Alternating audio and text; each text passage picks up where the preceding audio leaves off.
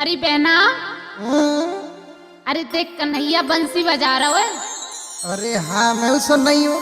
मेरा तो जीना लग रहा घर में। तो चल लगे देख यहाँ में। सुने हाँ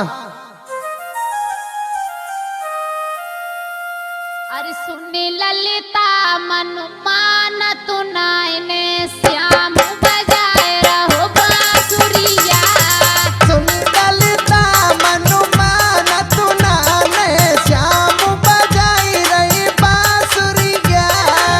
मेरी बहन मनु मान तू नायने श्याम बजाए रहे बांसुरिया। सुन ललिता मनु मान तू नाने कृष्ण बजाई रही बांसुरिया।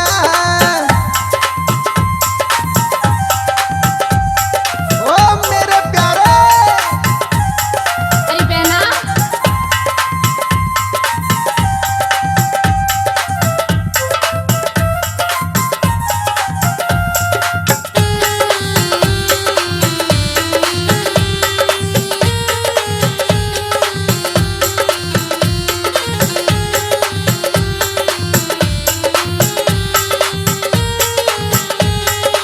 अरे जीजी हाँ वो ऐसी लगे कहाँ बज रही है। कहाँ अरे मोई लगे जमुना पे बजाए रहे ओढ़े कारी कामरिया। के मोई लगे यमुना पे बजाई रही ओढ़ के कारी कामरिया। राधा नाच रही है। हाँ ए छम छम छम छम नचे राधिका ओढ़े धानी चुनरिया। छम छम छम छम नचती राधिका ओढ़ के धानी चुनरिया।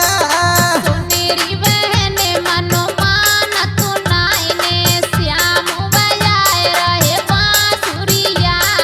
सुनीरी बेनी मनु मान तू नाने मोहन बजाई रही बांसुरिया।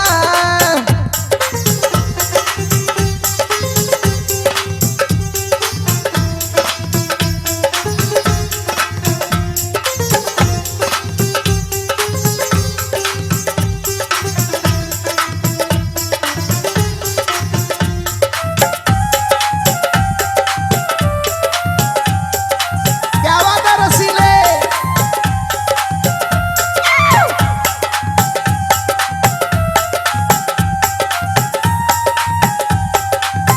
अरे बहना, एक दिन बंसी बट पे बजाई हैं?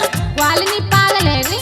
अरे सुने सुना बंसी बट पे बजी मुरलिया मोहिलाई सब ग्वालिनिया।